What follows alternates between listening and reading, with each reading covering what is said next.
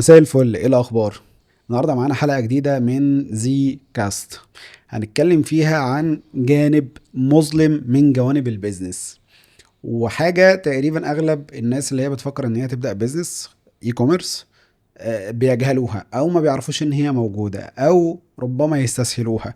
بس هي في الغالب ربما تكون ليها 90% او 80% من عوامل خساره بيزنسز كتير قوي. الحاجة دي هي الفولفيلمنت.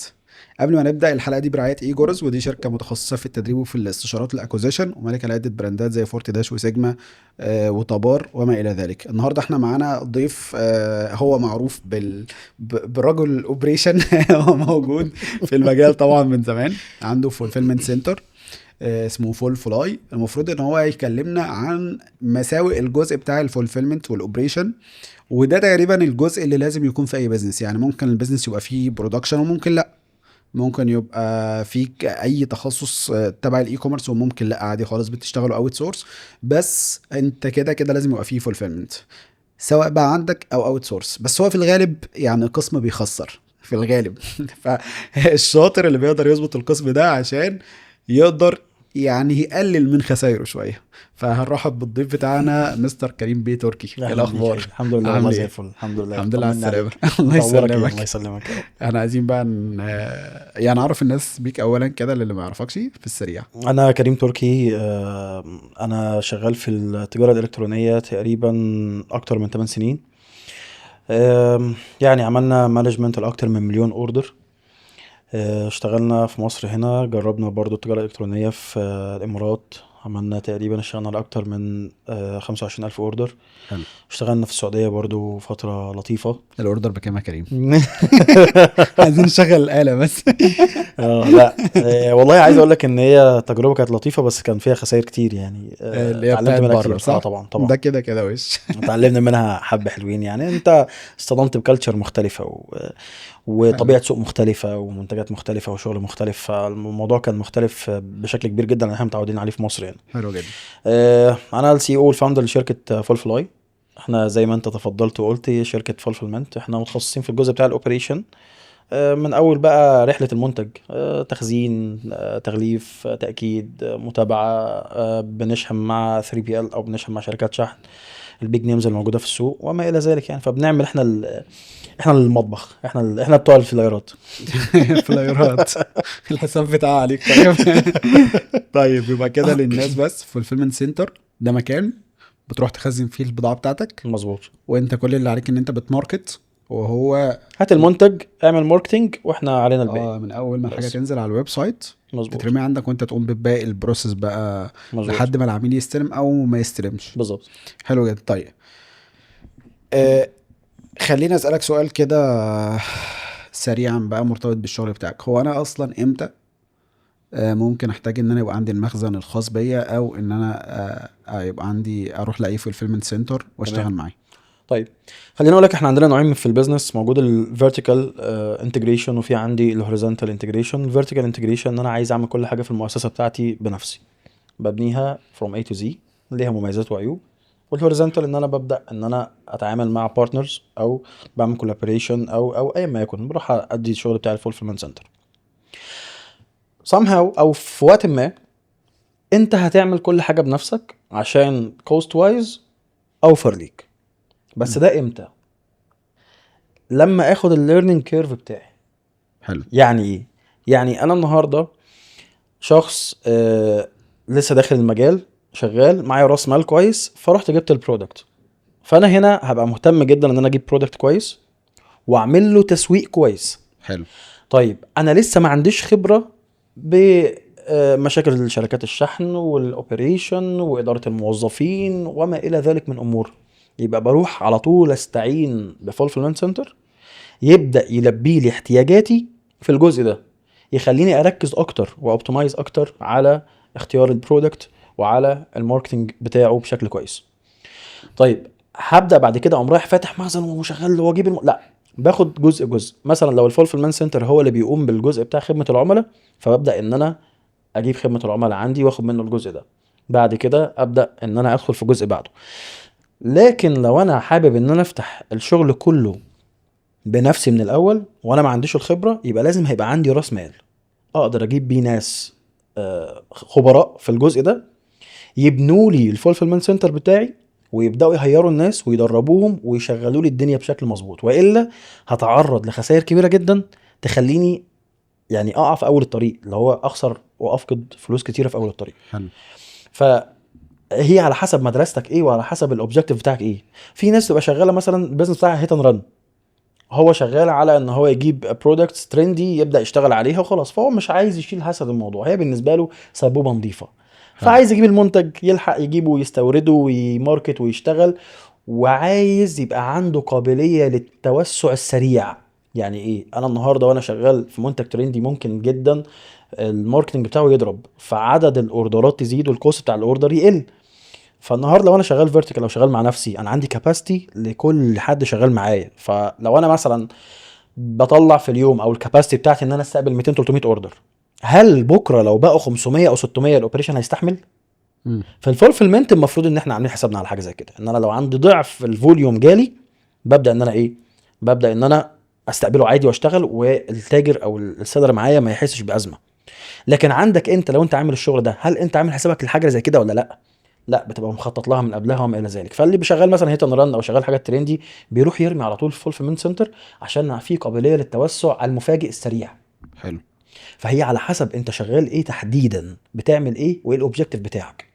اما مثلا لو انا عايز ابني براند، على حسب برضو انا لسه في الاول ومش عايز اشيل الهيدك بتاع الكلام ده، فهاخدها مراحل لحد ما اعمل انا كل الكلام ده بنفسي واشتغل انا بشكل عام. تاني حاجه، لو انا لسه صغير، الافضل تشتغل مع فولفيلمنت سنتر. ليه؟ مم. عشان هو بيديك اوبشنز انت مش هتعرف تاخدها مع الشركات زي شركات الشحن، او اسعار مش هتعرف تاخدها في الماتيريال. انت لسه صغير، لسه مش قادر تتحكم، لسه مش قادر تدي فوليوم عشان تعرف تنجشيت او تتفاوض مع شركات الشحن على سعر، فهتاخد تسعير كبير. حلو. فبالتالي في بنفيتس وفي فيتشر مش هتلاقيها. حلو. لكن مع الفولفيلمنت سنتر هتلاقيها وهتعرف تكبر. فهي دي الفكره. طب لما اكبر، مش الافضل لان انا اروح اشتغل بنفسي؟ لان في الغالب هيبقى معايا كاش فلو المفروض يبقى كويس. زي ما قلت لك، انت عندك ليرنينج كيرف، انت عندك مرحله تعلم لازم تعدي عليها. يعني مش بالشرط عشان انا كبرت يبقى انا اروح اعمل حاجه بنفسي على طول، لا، خدها قطعه قطعه، قسم قسم. لان فكره الاوبريشن قايمه على ترابط الاقسام بشكل قوي، وان هم يسمعوا في بعض بشكل قوي. لان يعني هنرجع لحته بس كده علميه شويه، هو الاوبريشن يعني ايه؟ ان انا بحول مجموعه من المدخلات الى مجموعه من المخرجات، وافضل ماشي في السايكل دي لحد ما يجي لي البرودكت النهائي، السيرفيس بقى او فاليو معينه او البرودكت. فانا النهارده مثلا لو هنتكلم في الاي كوميرس، فانا عندي قسم تاكيدات، عندي مخزن بالاقسام بتاعته، عندي قسم متابعه، عندي حسابات، عندي قسم المشاكل. فدول بس احنا بنتكلم على نطاق الاوبريشن، وكل قسم بيبقى جواه مدخلات ومخرجات. فانا النهارده عشان اعرف اربط ما بين الاقسام دي كلها، يبقى حاجه من الاثنين، انا معايا كاش فلو كويس، معايا فلوس كويسه، هبدا ان انا عشان شغلي ما يقفش، هيبقى شغال زي ما هو، بس هبدا ان انا اسحب شغلي جزء فجزء جزء فجزء حلو. عشان اتعلم. وفي ناس تانية تقول لك لا، طب ليه؟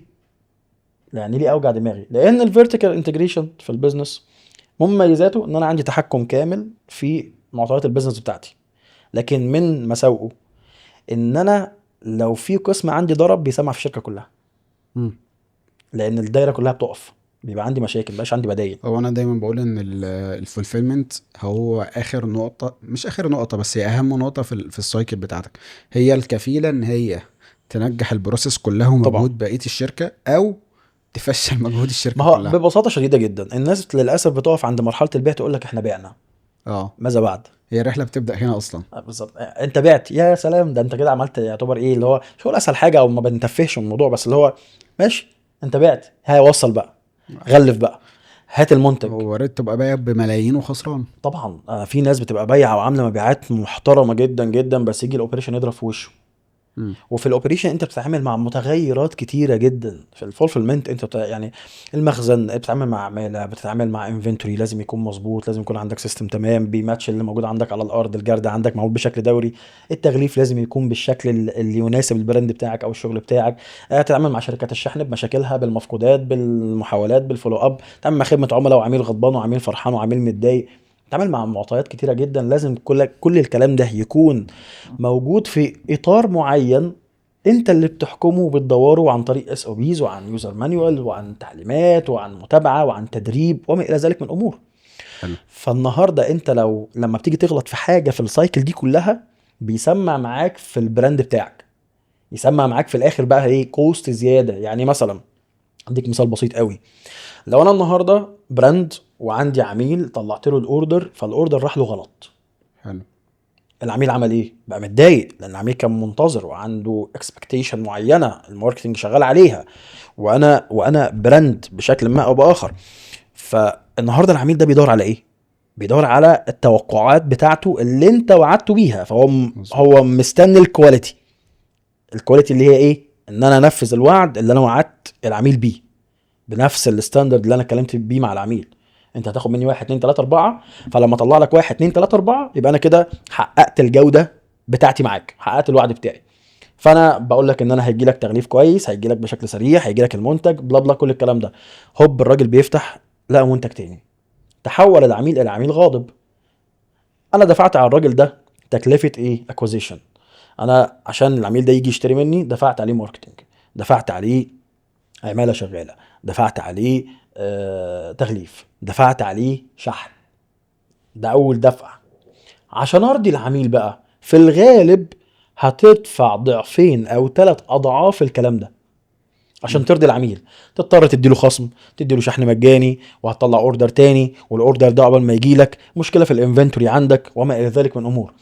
ده مثال بسيط على مشكله ممكن تحصل، والمشكله دي تخسرك فلوس كتير. حلو.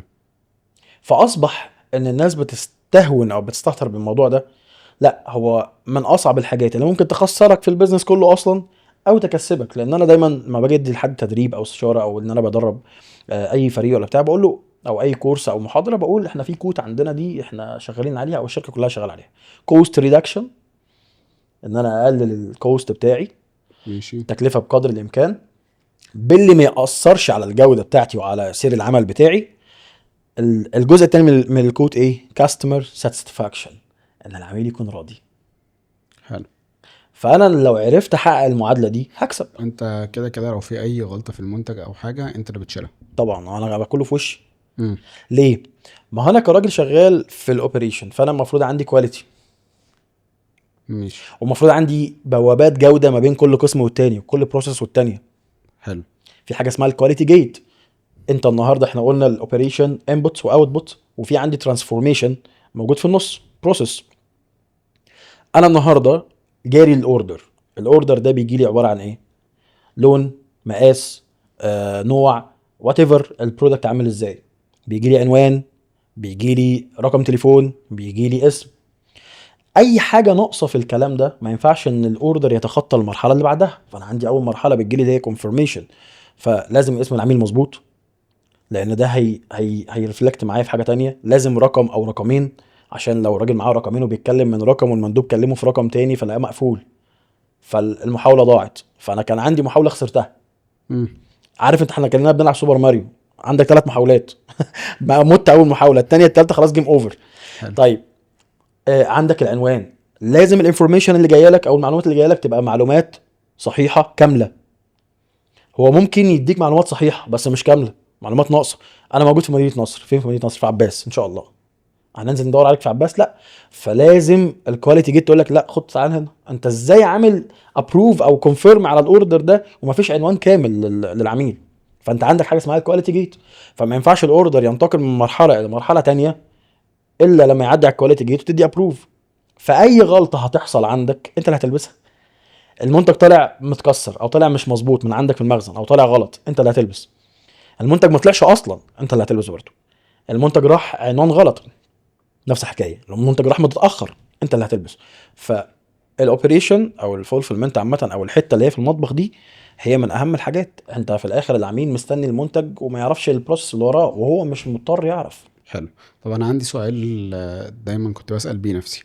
انت لو جالك انت بقى كبي تو بي جالك سيلر وقال لك انا والله عايز اخزن منتجي عندك، تمام. انت طبعا بتقابل كل الناس، يعني بتقابل حد عامل براند كويس، طبعا. حد هيت اند ران زي ما قلنا، هنتكلم في النقطة دي. ممكن واحد عامل منتج مضروب.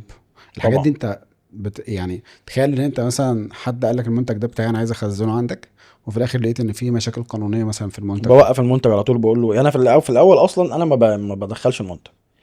يعني انا عشان يمكن زي ما قلت بقى اكتر من 8 سنين، ف الى حد ما اوير شويه باللي بيحصل في السوق مم. بشكل كبير يعني. وبالعلاقات الواحد في السوق كده، فببقى عارف ايه المشكله جايه منين. ففي الغالب انا ما بشتغلش في المنتج ده. طب اتحطيت في الموقف ده قبل كده؟ اه طبعا عادي. بتحكي لنا قصه كده. اه. والله كان في حد شغال في حاجه الكترونيه، والالكترونيات دي ممنوعه. انا ما مم. كنتش اعرف. هي كانت حاجه مصنفات وما ينفعش نشتغل عليها وبتاع، فاحنا كنا شغالين عادي. فاكتشفنا بعد كده ان هي كانت غير قانونيه بالطريقه الصعبه. يعني اتعمل اوردر، والاوردر ده المندوب اتمسك وكان حوار كبير يعني. حلو. فطبعا عملنا كات. طب الحاجات دي انت بتتعامل معاها وقف على ازاي؟ طول. بنسلمها لصاحبها يعني، خدها واتكل على الله. انت اصلا ازاي ممكن تأمن نفسك يعني واحد جه قال لك مثلا انا براند قهوه، مهم. وطلع في الاخر سرق العلامات التجاريه او حاجه، انت ازاي بتأمن لا، نفسك؟ ما انا بص، من الاخر، هو لما بيجي لي مثلا ببراند قهوه، فبراند دي معنى كلمه براند ان انا راجل عندي يونيك ايدنتيتي. انا راجل بتكلم باسمي، ليا الصفحه بتاعتي، ليا ايوه شغلي. ما. فانت لو سارق العلامه فلا، ما انا هقول لك انت كذاب. انت مش براند قهوه، انت مش براند. حلو. طب انت انت وقفت. واخد وكاله. اه واخد وكاله. طب الورق، حلو. طب يعني انت اديني الابروف. هل بتمضي عقود مثلا مع الناس طبعا بتأمن بيها طبعا نفسك او طبعا حاجه؟ طبعا طبعا والعقود دي قانونيه معترف طبعا بيها طبعا وتأمنك فعلا؟ طبعا. حلو. طيب النقطه بتاع الهيت اند ران، انا طبعا من اكتر الناس، يعني انا هي فيها سبوبه، ممكن الشخص يطلع بيها بفلوس حلوه، طبعا وده بشوف انه نادر، يعني في اوقات سبحان الله بتبقى جايبه مع ناس وتيجي، على عارف انت حسب لو ما ليها نطيتش من ليها المركب كده في وقتك المظبوط بتلاقيها خابت هو بص، معاك. هو أولاً هو رزق اولا واخيرا، حلو. يعني رزقك مكتوب لك. لكن هي في يعني الناس واخده بس مفهوم عن هيت اند رن ان هو يعني هات منتج مضروب بيعه واخلع. لا، ده مش ده نصب. ده حلو. سرقه. دي حاجه تانية. لكن هيت اند رن حاجه تانية. الهيت اند رن انا بجيب مجموعه من المنتجات، او مجموعه او اوردر او منتج معين او حاجه معينه. الحاجه دي هي مش ايفر جرين، او حاجه مش هتشتغل معايا طول السنه. انا حاجه طالعه ترند، ليها بدايه ليها نهايه، شكرا على كده. فانا جايب كميه، جايب 1000 قطعه، 500 قطعه، 600 قطعه، داخل احرقهم وامشي. فهنا كده عملت ايه؟ انا عملت هيت، ان انا رحت بعت الحاجه، كسبت فيها وجريت، ما كملتش في المجال ده. مم. بس ما بيبقاش حاجه بايظه، ما بيبقاش حلو. حاجه بس مسروقه، ما بس بيبقاش انت حاجه في خربانه. المجمل الهيت اند ران انت اصلا بتشجعه ولا شايفه مضيعة وقت؟ ده بيزنس زي اي بيزنس. لا، مش مضيعه وقت خالص، بالعكس. الهيت اند ران يعني في ناس كتير ما عملتش فلوس غير من الهيت اند ران. حلو جدا. طيب احنا عايزين نتكلم يعني الناس اللي بتشوفنا دلوقتي على الفولفيلمنت اصلا بقى بيمشي ازاي، البيك والباك، وبتتعامل ازاي مع المنتجات هي القانونيه هي الكاس ليها والكلام ده. مدارس، ولكن ليها ستاندرد. يعني احنا ماشيين بشكل معين. حلو. يعني ايه؟ يعني انا مثلا هدي مثال. انت مثلا عميل جاي لي، فانا بقعد معاك في البدايه. انت شغال في ايه؟ انا شغال مثلا في البن. حلو. اه، تعالى انت ده منتج غذائي. بعد ما بنستوفي كل الموضوع ان هو قانوني ولطيف، والمعايير والكلام الجميل ده كله عشان الصحه طيب، انت بقى كشخص شغال عايزنا، او عايز شكل البراند بتاعك يتغلف ازاي؟ ايه نوع التغليف اللي انت محتاجه؟ ماشي. شكله عامل ازاي؟ عايز نغلف في الفلايرات بتاعتنا ولا بتاعتك؟ عايز نغلف في كياسنا ولا كياسك؟ عايز الناس بتوع خدمة العملاء هم بيكلموا العملاء يتكلموا باسمنا ولا باسمك؟ الكلام ده كله بنقعد نتفق بيه مع العميل، وبناء عليه بنبدا نعمل كاستمايز. يعني احنا الحاجه اللي بتميزنا اصلا في السوق او في شغلنا ان احنا بنعرف نعمل كاستمايز كويس. عندي الامكانيه لده، فببدا ان انا اعمل كاستمايزيشن ليك ما دام متاح ان انا اقدر اعمله. فممكن ان انا اغلف شغلك كله في فلايراتك. الناس وهي بتكلم العملاء تتكلم باسمك. ما عنديش مشكله في الايه، في الجزء ده. طيب، الموضوع بيبدأ منين؟ ان احنا خلاص بعد ما خلصنا واتفقنا وحطينا كل النقط على الحروف زي ما بيقولوا، بنبدأ بقى البروسيس العادية بتاعتنا خالص. انا هجيب لكم البضاعة، بنفتح لك الاكونت على السيستم، الاكونت مانجر بيتكلم معاك، بينسق معاك كل حاجة، بيفهمك السيستم ماشي ازاي، بيبعت لك الفيديوهات. لو انت شغال على شوبيفاي فبيعمل لك الانتجريشن، وانت بتعمل انتجريشن بيوريك الموضوع ازاي. شغال على ايزي اوردر، شغال على وو كوميرس، شغال على اي منصة ايا ما يكن احنا عاملين معاها انتجريشن. حتى لو مش عاملين انتجريشن مع منصة، انت عامل منصة خاصة، تبدا نديك الاي بي اي وبنربط مع بعض بحيث ان يبقى في نوع من الاتمته في الموضوع. الاوردر يجي عندك يسمع عندي على طول. حلو. الاكونت بيتفتح، بنعمل انتجريشن، عملنا السيت اب بتاعنا تمام، هبعت لكم البضاعه يوم كذا. البضاعه بتيجي بتبدا ان هي تتفرز حسب طبعا احنا شغالين فاشون، شغالين ادوات منزليه، شغالين في ايه بالظبط. نفرز لون، مقاس، عدد. نبدا نرفع الستوك بتاعنا في البروسيس بتاعتنا على المخزن، نعمل بوت اواي للحاجه، نحطها على الارفف تبقى جاهزه. الاوردر يجي يسمع عندنا، الكونفirmation بيبقى على تو ويز، بيبعت له رساله اوتوماتيك على الواتساب من خلال اي بي اي من ميتا رسمي. العميل بيجي له اليوتيليتي مسج، بيبدا ان هو يعمل كونفirmation او الغاء، او ان هو عايز يعدل حاجه. عمل كونفirmation، لو الكونفيرم ده قبل الكات اوف تايم اللي موجود عندنا في الشغل، مثلا احنا عاملين كات اوف تايم الساعه 3 العصر عشان خاطر نقدر نسلم شركات الشحن ونطلع الشغل كله. فالاوردر اتعمل كونفيرم قبل 3 العصر، بنبدا ان احنا نمشي في البروسيس بتاعه، نغلف، نجهز الحاجه، نسلمها لشركه الشحن. ترجع لشركه الشحن، تبدا قسم الفولو اب او المتابعه ان هو يتابع على الاوردر، اتسلم الحسابات، تبدا تشوف الاوردر ده فلوسه اتحصلت ولا ما اتحصلتش. اتحصلت بنبدا ينزل على السيستم، الناس تعمل مصاريف او تعمل طلبات السحب، يتحول لها على طول. الاوردر ما اتحصلش بنطالب بيه شركات الشحن عشان يجي في اسرع وقت. العميل رفض بقى، العميل تهرب، وات ايفر، الفولو اب بتشتغل على الموضوع ده. الاوردر رجع مرتجع، يجي لنا نبدا ان احنا نتاكد ان هو فعلا المنتج بتاعنا، ان هو الاوردر بتاعنا. يبدا لو تمام قابل ان احنا نشتغل عليه مره تانية، يتحط في مكانه على الرف. غير قابل ان احنا نشتغل عليه، نشوف هو غير قابل ليه. لو حاجه مكسوره فنبدا نشوف الكسر ده جاي منين. لو حاجه مثلا بنشتغل في فاشون فالكيس اتقطع، بنبدا ان احنا نكوي ونطبق ونحط في الاكياس مره تانية عشان يتحط على الرف، ونبدا ان احنا نشتغل عليه بشكل مره تانية. حلو جدا. بس طيب فدي انت السايكل انت في باختصار يعني. حاله ان الاوردر اصلا فيه كسر، دي على حصل حسب. دامج بقى في الاوردر. على حسب يعني ايه؟ على حسب يعني انت النهارده جايب لي منتج قابل للكسر، انا وانت عارفين ان احنا مفيش شركات شحن في مصر قادره تتعامل مع المنتجات القابله للكسر بشكل ممتاز او بشكل كويس. حلو. فبنعمل ايه؟ انا دايما بقول ان احنا بنتعامل مع الشركات في مصر هنا او شركات شحن في مصر هنا على حسب اللي تعرف تتاقلم مع العيب بتاعه. طيب القابل للكسر ده ازاي نقدر نأمنه؟ نغلف كويس. تعالى يا عميل، تمام، تعالى يا شركة شحن، انا فولفلمنت مسؤوليتي ايه؟ مسؤوليتي التغليف والاوبريشن. انا هغلف بالشكل اللي يرضيك كشركة شحن وكعميل ويأمن المنتج 100%. هحط بابلز وهحط لك سفنج وهنحط كرتونة وكله بحسابه، وهنقعد نعمل الكلام ده كله. يا شركة شحن انت شايف ان ده تمام ينفع معاك؟ يا عميل انت شايف ان احنا في مقصرين في حاجة في ده؟ لا، شكرا، احنا هنمشي على الواي ده. دي البروسس اللي هنشتغل عليها. الاوردر جه دامج، انا عايز التعويض بتاعه. طبعا في كاميرات بنصور وبنطلع كل حاجه والدنيا تبقى تمام. طب لو شركه الشحن قالت لك ماليش دعوه؟ مفيش، ما ينفعش يقول لي ماليش دعوه، لان في بيني وبينك عقد، في بيني بس وبينك بس اتفاق. في الاول وفي الاخر بينك وبين العميل انت المسؤول قدامه. طبعا. طبعا حلو. انا المسؤول، لكن اوقات كتير بنشتغل مع عملاء هو المنتج بتاعه هش يعني. بس انت قبلته. انا ما عنديش مشكله، بس بتكلم معاه بقول له احنا في عندنا نسبه دامج، وهو بيبقى متقبل وعارف، لان هو اصلا من نفسه يعني. في عملاء بيجي يقول لي انا عارف ان في نسبه دامج، عايزين نتفق عليها. حلو. خلاص، انا بحاول بقدر الامكان ان انا اقلل النسبه دي. ليه؟ عشان انا دايما شايف ان اي بيزنس انا عايزه يسستين معاه، يعني انا عايز اللي هو يبقى فيه ايه، فيه استمراريه، وان هو يكمل ويكبر ويبقى احسن.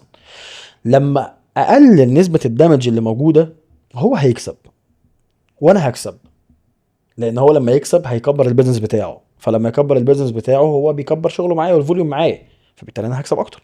حلو. وفي نفس الوقت عمليه اعاده التشغيل على منتج جاي لي مرتجع مرهقه، الحقيقة مرهقه جدا. وعلى حسب كمان يعني، على حسب احنا في بالنسبه للبن والعطور بيبقى في مشاكل كتير يعني. انت اصلا ممكن يجي لك طبعا حكايه ان ممكن يجي لك الكيس او البرطمان دامج ده خلاص، لان طبعا. خصوصا لو العميل فتح الشحنه دي مشكله كبيره جدا. بالسلامه مشكله خلاص طبعا. بقى. انت حتى بعتها تمام، بس المندوب فتحها وريها له بيجي مرجع لك في كيس اسود عادي خالص. دي مصيبه بتحصل، وعشان كده يعني احنا بنعمل فضلا مشاكل على الكلام ده مع الشركات بشكل كبير. فضلا بقى ان في لقطه حلوه ممكن تحصل. انت ممكن وارد جدا ان العميل مثلا المندوب يفتح للعميل ازازه البرفيوم. دي احنا ما مشكله بنسمعش تانية. بده، بس وارد ان هو يعملها. مم. تمام. وممكن يقول لك العميل هو اللي دخل فتحها من غيري. طب هل ازازه البرفيوم جايه لي سليمه؟ ما تجيش سليمه. هي جاهزه، مكسره. لا مش متكسره، هي مستخدمه. ما دي بتبقى مشكله تانية. بس هقول لك على حاجه، يعني اغلب البيزنس اللي بيشتغلوا بالشكل ده بيبقوا حاطين نسبه في التسعير بالكلام ده. لو انت مش حاطط نسبه هتخسر، امم. لان للاسف انت بتتعامل مع كونسيومر بيهيفير معين. دي الكالتشر. لسه الناس في مصر هنا كاي كوميرس بيقولوا هي دي. حلو. احنا لسه بعيد، احنا لسه بعيد قوي. ففكره ان انا الناس تبقى فاهمه ان لا ده شغل والشغل ده بفلوس وانا لما هعمل كده هاذي اللي قدامي وما الى ذلك، وانعدام الثقه، وطبعا وجود النصابين ووجود الناس اللي بتوعد بوعود مش موجوده. فانت لسه عندك السوق بيتشكل بشكل كويس او بشكل كبير جدا، وبيتصفى بشكل كبير قوي. فانت كبزنس بتبقى عامل حسابك على حاجه زي كده، بس انت دايما بتحاول تضيق الخناق عشان ده ما يحصلش. فبتتعامل مع شركات، فانت بتبقى تقول له ان المعاينه قدام المندوب، فالمعاينه قدام المندوب. هو المسؤول ان هو ينفذ ده المفروض المندوب نفسه. ساعتها بقى انت بتقول للشركه انا بره عني. يعني انت لو في اتفاق وفي بنود في العقد مظبوط، انا بره عني الكلام ده مش بتاعتي. يعني انا مثلا انا عندي ناس كتير شغاله في الفاشن، فانا بعمل ايه؟ ممنوع ان العميل يقيس.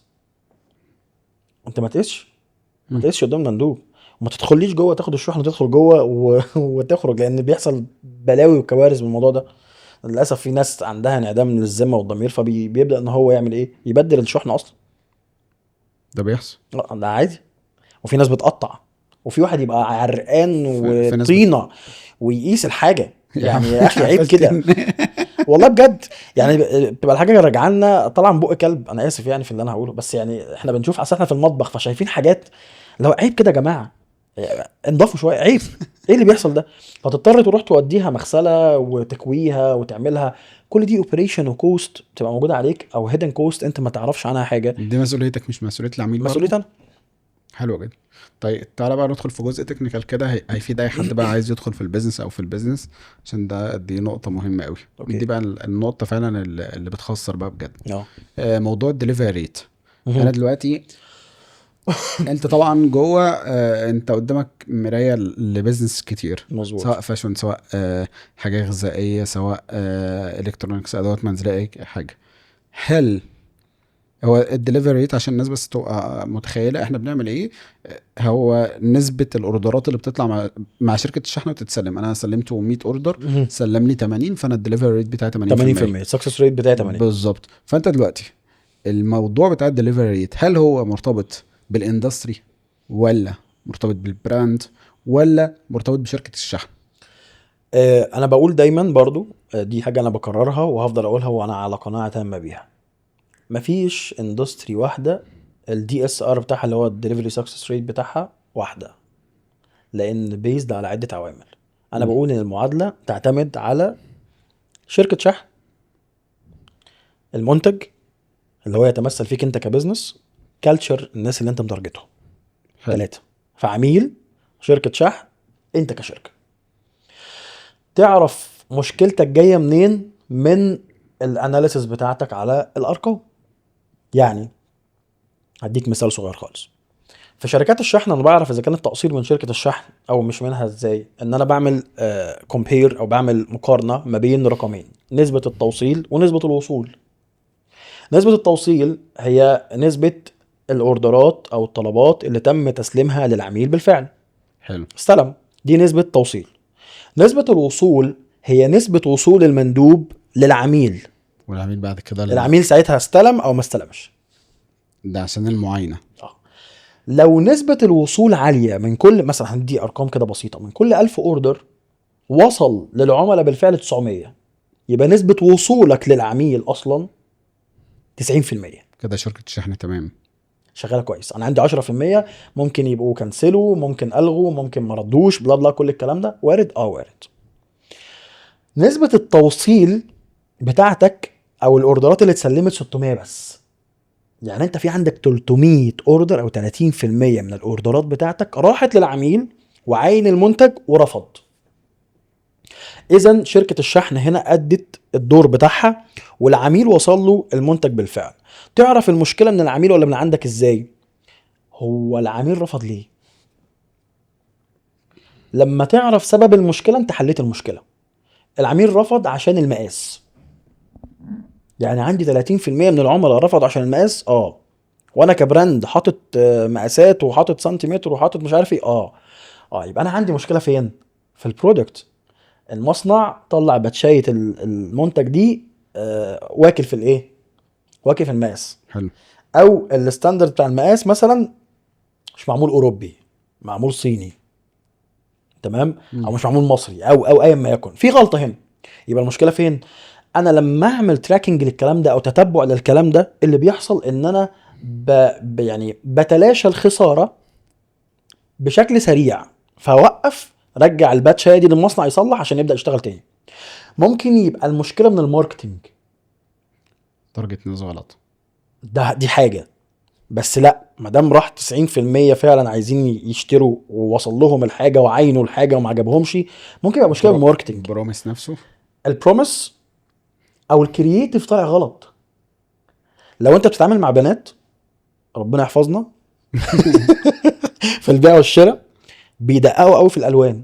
اه تعالى بقى في التصوير، الاضاءه ضربت في اللون، فبدل ما يبقى احمر بقى طوبي، على الله حكايتنا.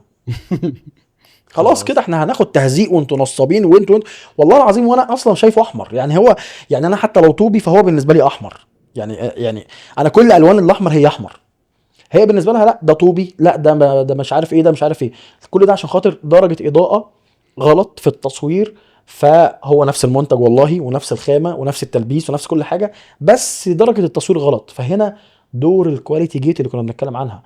مين اللي عمل ابروف على الصور دي مم. عشان تطلع تتعمل بيها اعلانات وتروح للناس؟ مين اللي عمل ابروف على الفيديو ده عشان يطلع للناس ويتعمل عليه اوردرز ويوصل للناس؟ فانت لازم تعمل تراكنج عشان تعرف المشكله منين. ممكن يبقى المشكله في عيب صناعه، فيبقى هنا مشكله من المصنع، او مشكله من الماركتنج لو هو متارجت ناس غلط، او عامل كرييتيف مش صحيحه. ففي اكتر من حاجه. تعرف منين بقى؟ تعرف من التراكنج بتاعك. فانا بقول بس دي رساله بقولها للناس كلها: يا جماعه المشكله مش دايما في شركه الشحن بس، في عوامل كتير. لو انت اشتغلت على العوامل دي وعرفت ان المشكله من شركه الشحن، غيرها. لكن لو المشكله من عندك انت، فانت محتاج ان انت تعدل المشكله دي بس. حلوة جدا. طيب دلوقتي انا عايز اسال برضو سؤال، عشان ده اتطرح في اكتر من حلقه وكنا اتكلمنا فيه، يعني كنا حاطين فيه رول موديل كده اللي هو امازون. هل لو انا اتعاملت مع شركه شحن سريعه، موضوع بقى ان انا بوصل خلال 24 ساعه وما الى ذلك، هل سرعه الشحن ممكن تبقى ريليتد قوي بالدليفري ريت؟ طبعا الاجابه نعم.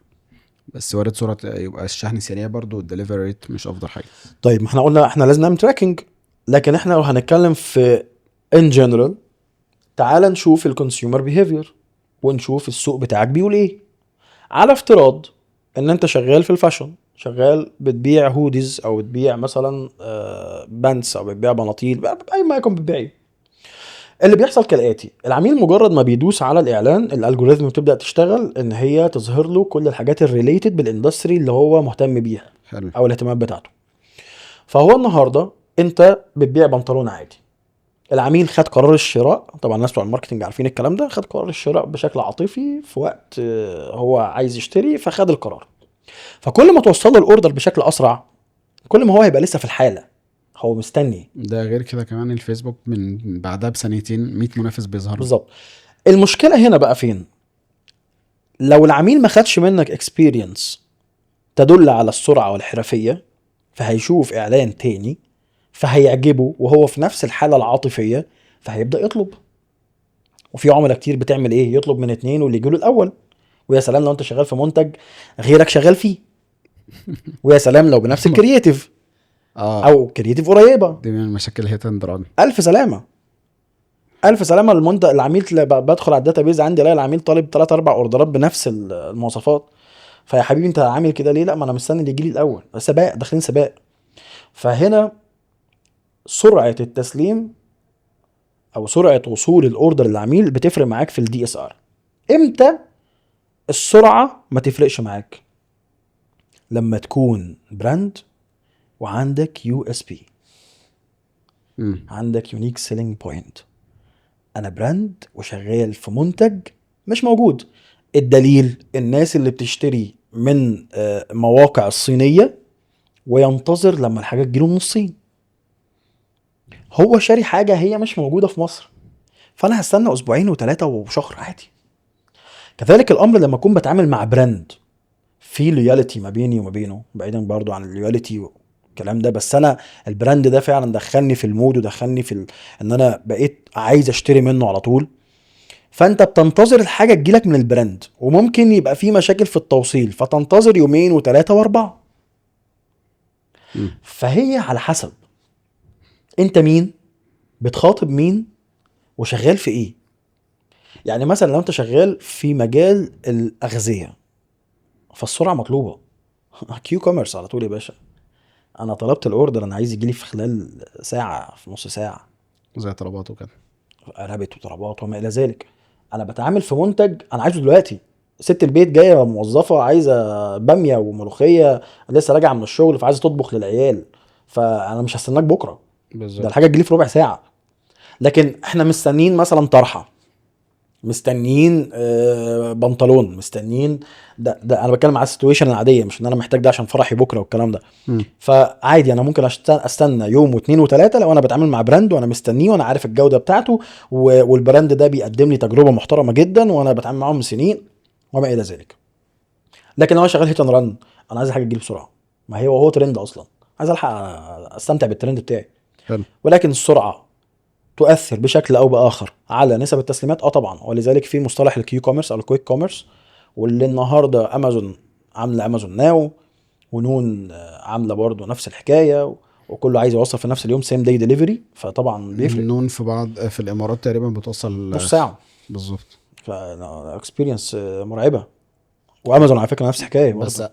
هل تظن مع حجم مصر وعدد المحافظات والكلام ده كله الاكسبيرينس دي ممكن تتطبق؟ عادي لان يعني انت امازون هنا في مصر اقصى حاجه او اقل حاجه تقريبا يعني 12 ساعه تقريبا، طيب خلينا. ويبقى في مناطق معينه ولازم طبعا الحاجه تبقى فول فيلد طبعا عنده الكلام ده. هقول لك ليه احنا لسه زي ما انا قلت في البدايه ان احنا في مصر هنا لسه بنقول يا هادي في الاي كوميرس. مش خلاص كده. طيب هو انا عشان خاطر احقق المعادله اللي احنا بنتكلم فيها دي، احنا بنتكلم على اكتر من حاجه. لو هنتكلم على الجانب الشركات نفسها، فانت بيبقى عندك حاجه اسمها الدارك ستورز. الدارك ستورز دي ان انت هيبقى عندك بوينتس موجوده في كل حته فيها البرودكت ده، فهتقدر توصل سيم داي، ماشي. في نفس اليوم. عشان نوصل للحته دي شويه طبعا هي محتاجه فلوس كتير، مش هنعرف نعملها انا او انت والكلام ده، بس هيعرف يعملها امازون. هل في براند عملها في مصر؟ انا بستغرب اصلا من البراندات ان هي ما بتعملهاش في مصر، ليها فروع كتير. انا مستغرب من الحوار ده. انا اللي قطعت في كام براند هنا في مصر، يمكن من ضمنهم مثلا كان في المجالات بتاعتنا يعني. عندك تقريبا امتنان، عندك ابو عوف. اعتقد ان انت هو ابو عوف اكيد، امتنان مش فاكر بس تقريبا كانت موجوده يعني. ان انت بتطلب خلال ساعه بيجيلك او خلال ساعتين، مظبوط. بس تكون في منطقه فيها فرع. هم بيعملوا الكلام ده. ولكن الموضوع يا جماعه انا مش شايفه، هو مش سهل طبعا، لكن الموضوع مش صعب. لو انا النهارده عندي مثلا 20 فرع على مستوى الجمهوريه في عده محافظات، ما بنتكلمش على مستوى القاهره او على مستوى الجيزه بس، بنتكلم في عده محافظات. سيستم لطيف از سوفت وير، مع حد عنده خبره في السبلاي تشين، وحد مدير حركه عارف اكتر ناس واجمد ناس يعملوا الحوار ده مين. الناس اللي اشتغلت في مطاعم، الناس اللي مسكت مدير حركه في مطعم. مم. هو المطعم بيجيب لك الحاجه في خلال ساعه ازاي؟ بيوصلها لك. المطعم ليه اكتر من فرع فبيطلع طيارين. بس متهيألي المطعم اسهل شويه. لا مش يعني ايه السهل هي اصل المطعم في الاول وفي الاخر هو ليه كام فرع، كل فرع فيه كام طيار بيخدم على منطقه معينه. ماشي. بس ما انا بيخدم على كام كيلو. ليه كذا فرع، ما في مطاعم كتيره. اللي انا عشان كده حددت الموضوع باللي ليه عدد كبير من الفروع. مم. يعني انت ليك عدد كبير من الفروع منتشره على الرقعه بتاعت الجمهوريه كلها، انت ليه ما تعملش ده حتى في المحافظات او في الاماكن اللي فيها الفروع كلها؟ انت هتبقى على الاقل بتقدر تقدم الخدمه ببرسنتج معينه. يعني انا النهارده كبراند لو عندي 20 فرع في 20 محافظه، او يا سيدي عندي 20 فرع في 10 محافظات، يعني كل محافظه تقريبا انا عندي مثلا يا سيدي فرعين. لو انا النهارده بقدم خدمه ان انا بقدر اوصل لك سيم داي دليفري كبراند، وانا شغال اصلا اي كوميرس، فانا بدات ان انا ادخل حته الكيو كوميرس دي، هتاخد كام في الميه من عدد الطلبات بتاعك اللي طالع؟ هتاخد لك على الاقل 20%، 25%. 20% وخمسة، وعلى فكره ده بقى طلب النهارده، الناس النهارده احنا بتطلب الحاجه وعايزه الحاجه بسرعه جدا. حلو.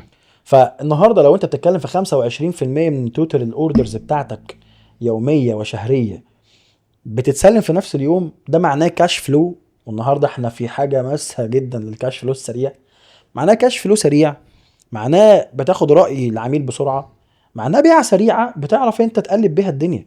لكن انا كان لما اتكلمت في الموضوع ده، في حد رد عليا والله، رد هو اكتر رد مقنع، وانا قلت له انت عندك حق فعلا. قال لي مش لما الناس تشتغل الاول اي كوميرس صح عشان يشتغلوا كي كوميرس؟ فتمام يعني، اوكي، حقيقي. اتس اوكي. بس خد بالك الموضوع محتاج تكنولوجيا مش سهله. والله انا مش شايف ان هي صعبه النهارده، احنا في 2026 يعني، ما حدش يقول التكنولوجيا مش تبقى سهله. لا، قولوا يا ما عم في الكلام ده من هو 5 سنين. المشكله مش في التكنولوجيا بس. بالظبط، هي المشكله فين؟ ايوه في بقى. الكوادر، في الناس. فعشان كده قلت لك انا بالظبط. عايز حد اكسبرت، حد فاهم سبلاي لا، تشين هو مش في وحركه. الليدر بس، انت عندك مشكله كمان في المناديب نفسهم. ماشي، انت عارف ان، بص، احنا دايما بنعاني من شغل الصناعيه في اي مجال. ده حقيقي، بس المناديب انا زيهم يا جماعه. اكاد اجزم المناديب اسوأ. والله كلهم قليل واحد، قوي لما هم تجيب كلهم نفس مندوب محترم. في ناس محترمين طبعا، طبعا بس انت طبعا. تجيب حد بقى ملتزم وهمه على الشركه وبيتعامل بذوق مع العميل اتعامل اف- بنفس كونسبت المطاعم.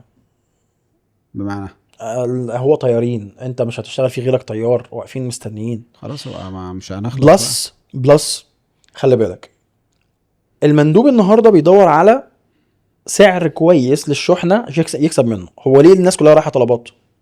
ليه المناديب كلها راحت طلبات وسابت شركات الشحن؟ مم. فلوس، فلوس سريعه وتسليم عالي ومصلحه مقضيه بالبلدي. التسليم عليه، هم بيتحاسبوا على المتسلم بس. هو تقريبا بيتحاسب على المسلم. بس بعيدا عن كده، هو النهارده انا طالب اكل مش هستلمه ليه؟ ده بيحسب كام في الميه؟ مم. قليل قوي. بس الفكره فين بقى؟ ان النهارده الراجل بياخد فلوسه على طول حاضره. طيب الكيو كوميرس، مين اللي بياخد فلوسه، البيزنس ولا المندوب؟ المندوب. لا ازاي؟ احنا خلاص اتكلمنا في ال المندوب بيتحاسب على الاوردر اول ما يرجع المطعم. بالظبط. هو ممكن على فكره ممكن يبقى يومي، وممكن يبقى على حسب سيستم المطعم، ممكن يبقى شهري، ممكن يبقى في راتب شهري وبياخد كوميشن بس انا اعرف ان في شركات شحن اسبوعي. دلوقتي بتدي ارقام حلوه. بس مش برضو هي المشكله كلها في الكثافه. الناس اللي شغاله في طلبات او اللي شغاله في المطاعم، هو بيخدم على زون صغيره اغلب وفيها عدد كبير. طب ما في شركات شحن كتير برضو كده دلوقتي. لا الموضوع مش بنفس الكثافه. يعني انت مثلا طلبات النهارده، طلبات الزون الواحده ممكن تلاقي فيها كام مندوب؟ مم. ما دي كتير، ممكن تلاقي يعني كتير انت قوي. اصلا اي هاب لطلبات، طلبات مارت، انت ممكن تلاقي اصلا هم واخدين هاب في مكان واقف قدامه بتاع دارك ستور. 30 40 هو بياخد مندوب. يا باشا زي، بص هو نفس كونسبت الدارك ستور يعني، بمختلف المسميات. اللي هو من الاخر كده انا هضيق زون صغيره صغيره صغيره صغيره صغيره صغيره. واخدم عليهم كده. بالظبط، عشان كده هو بيديك البروميس ربع ساعه، 10 دقائق، تلت ساعه. فهو في احسن من كده، اسرع من كده، اجمل من كده؟ مم. هو بيقدم لك بس الاكسبيرينس دي. خلينا متفقين، يعني انت كشخص طالب اكل او طالب حاجات للبيت، انت عايزها توصل خلال ساعة مثلا، نص ساعة. بس بس لو طالب لبس، عايزه يوصل بسرعه. ايوه بس بكرة. النهارده عايزه يوصل بسرعه، مم. وجزء كبير من الناس عايزه يوصل بسرعه هو لدرجه ان انا هم بيتحملوا كوست زياده. يعني انا النهارده، انا عشان بقول لك انا في المطبخ بقى، فالنهارده انا بيبقى عندي مثلا لو انا بطلع مثلا 100 اوردر، فانا عندي من 100 اوردر في 10 اوردرات عايز استلم دلوقتي، مم. وبيدفع فلوس اوبر. يعني ايوه، بنجيب ده يعني صعب مثلا جدا. الاوردر يبقى مثلا، هو هيدفع شحن في العادي 70 جنيه، فيدفع 200 جنيه. هو عنده استعداد يدفع الضعف. انا بتحصل معايا في حاجات، ممكن بقى ابقى حاجة محتاجها فعلا ضروري، او مش عايز الحاجة تقعد يومين ثلاثة. يا سيدي انا مسافر ما انتوا بكره، الشحن عايز الحاجه تجيلي النهارده، وعايز اخلص، عندي خروجه بالليل، عندي فرح، والله بتحصل كتير. هل تفتكر ان لو في شركة شحن طلعت وقالت انا هسلم خلال 12 في ساعة؟ اصلا، مين؟ في شركه ما اعرفش هم كملوا ولا لا، بس هم قعدوا معايا وخدت فكره عنهم بشكل كويس يعني.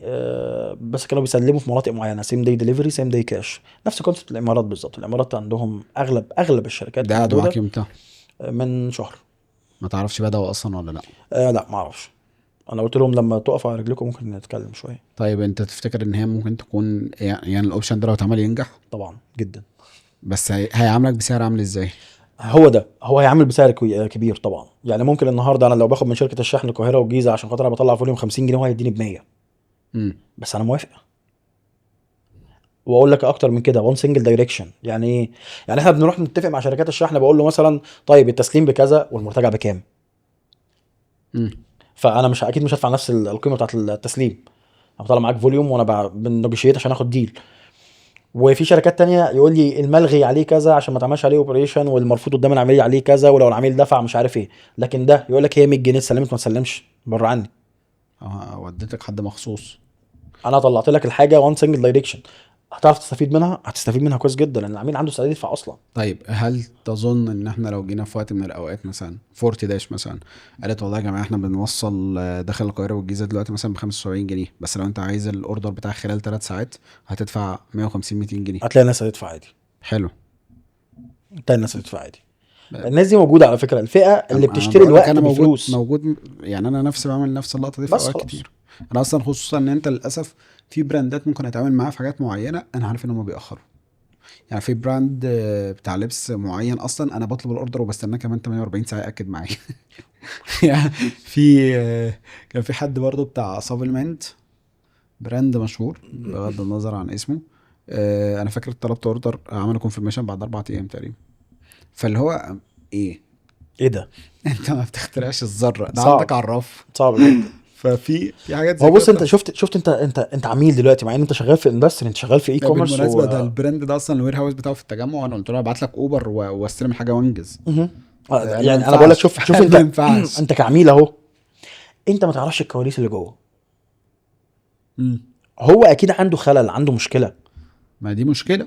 هو عنده مشكله داخليه، لكن انت ما تعرفهاش. انت شايف من بره ايه؟ ان هو اكد عليا بعد 5 ايام. ممكن يكون عنده كاباسيتي، ممكن يكون عنده اصلا الموظفين نفسهم ما عندهمش سيستم يحكمهم، مفيش رقابه، مفيش اس او بيز، مفيش يوزر مانوال، مش ما مفيش لا. كواليتي. هو بالنسبه لي براند، فلما يبقى براند وعنده الباكج ما ده هو فدي بص، مشكله.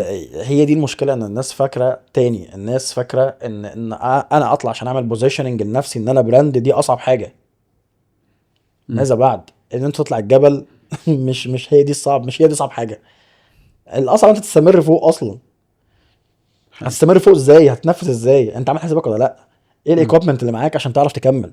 فانت عشان تنجح، انت ان شاء الله هتسعى وهتجتهد وربنا هيوفقك وتنجح، هتعرف تكمل.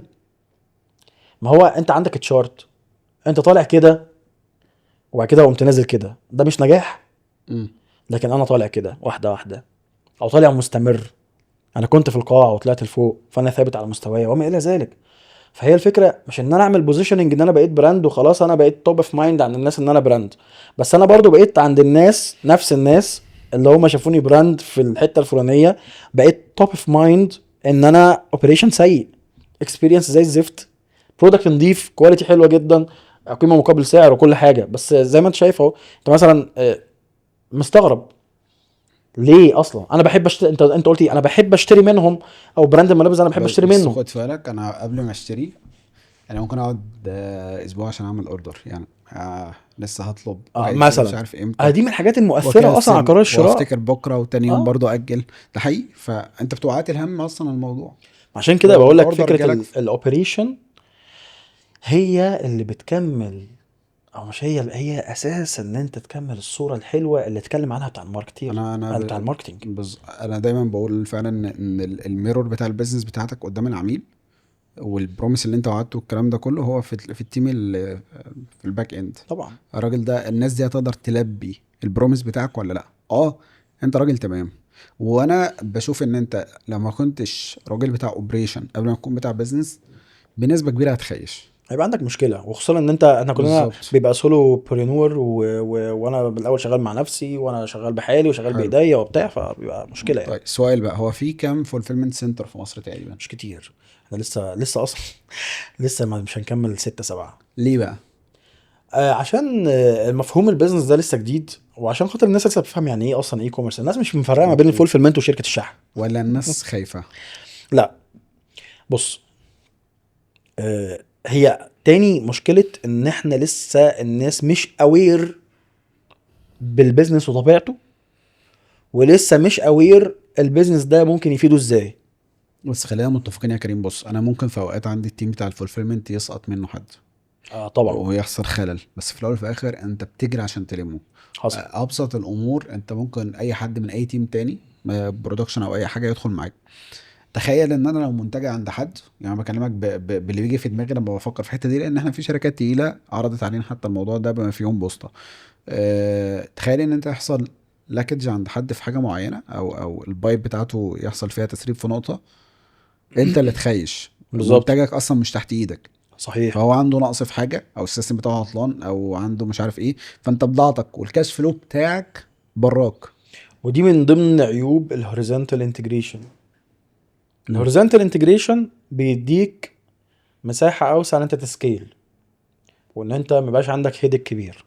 لكن من عيوبه ان انت ما تبقاش كنترولد على الحاجه 100%. ايوه بس خد بالك، اسكيل. تخيل انت مثلا لو انت فولفيلمنت سنتر بتاخد مني 50 او 60 جنيه، انت اصلا انا لو هفكر في السكيل اول حاجه هفكر فيها قبل ما اسكيل ان انا اطلع براك. ليه؟ لان انا، ما انا لو بطلع 1000 اوردر انت بتاخد مني 50,000. مهم. لو بطلع 10,000 اوردر في ناس بتعملها، انت بتاخد مني كام؟ 500,000. مهم. فده رقم برضه مش. كده قلت لك، هي على حسب مدرستك فين. على فكره في ناس بتبقى بتطلع بالالف اه والالفين في ناس اوردر في بتقول اليوم. لك شراء العبد ولا تربيته. بالظبط. يقول لك يا باشا نقطة. انت مريحني، انا تمام، انا عايش حياتي ومرزقه معايا بالبلدي كده ومقضيه وخلصانه وحلوه وانا كسبان وعامل حسابي في التسعير. هي مدارس. هي مم. مدارس. في حد يقول لك انا عمري ما اخش العك ده. انا دايما اصحابي بيقولوا لي ايه، يعني احمد حسني اسماعيل يقول لي انت رحت لديلي الكوكب وقاعد هناك انت حر. ديلي الشغلانه وقاعد فيها. اه. اه شغلانه صعبه، شغلانه مقرفه جدا. بس الشغلانة دي مرتبطة بالسمعة قوي، يعني تخيل. جدا. انت اكيد في عميل جالك في وقت من الاوقات خيشت معاه، طلع شرشح. خالص الحمد لله بفضل الله سبحانه وتعالى. بجد. خالص. ليه؟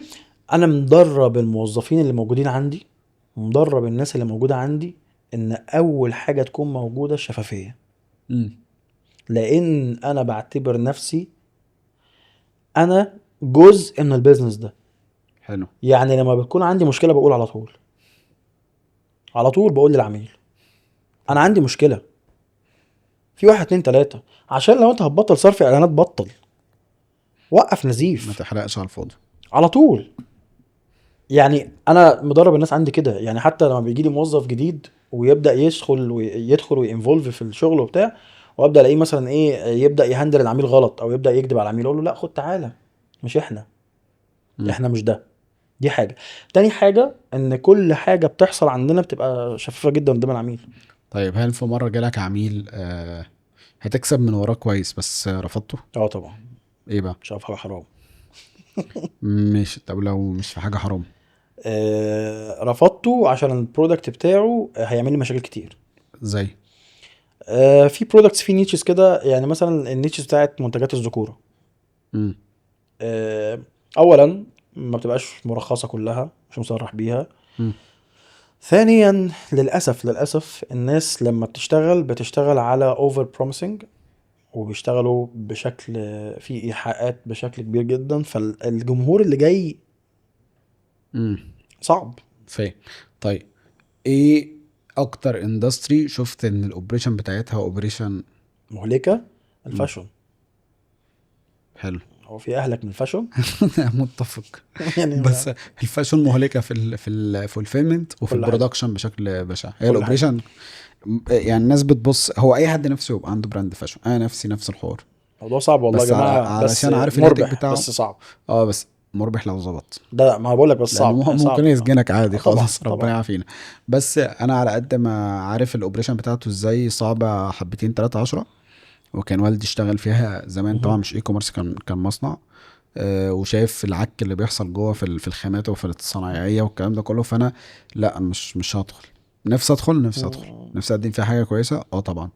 بس فعلا الموضوع صعب. بص الفاشن لو انت عايز تشتغل، بص هو الشغل عامة بس الفاشن بالذات مم. بالذات، لو انت عايز تشتغل وتكسب في الشغلانة دي، انا مش هتكلم معاك في ان انت تخلي بالك من التصنيع ويبقى عندك كواليتي مانجر وتتعاقد مع مصانع بشروط جزائية، عشان انت هتسمع ان التلاتة فاس وقعت اكتر ما بيتقالك سلام عليكم، وهتسمع ان الصنايعي غاب النهاردة اكتر ما بيتقالك صباح الخير، وده وهتسمع بيحصل حاجات فعلا. كتير قوي قوي قوي. وطبعا في وقت الازمات هتلاقي الناس قفلت على القماش وحوارات كده كتير بتحصل. لكن لو انت عايز تكسب از كوميرشال، احنا كلنا بنتكلم على عقليه تصنيع، ان انا اطلع حاجه بجوده كويسه واطلعها بعدد معين والتكلفه بتاعتها مش عارف تبقى ايه. كل ده عقليه تصنيع. لو هتتكلم على كوميرشال انت لازم تفهم انفنتوري مانجمنت كويس قوي قوي قوي مم. قوي. صياعه الشغلانه دي كلها في الانفنتوري انت مانجمنت. اصلا لو السيزون قلش منك خصوصا الشتاء اتعورت. انت لازم تعرف تعمل فوركاست مظبوط، لان انت شغلانتك كلها سيزونال. فانت هتعمل فوركاست سيزونال محترم، بندم. وانت بتتعامل في فاريبلز كتيره. يعني انت تعالى تخيل معايا ان انت جايب موديل واحد، منتج، المنتج ده فيه 4 مقاسات 3 الوان.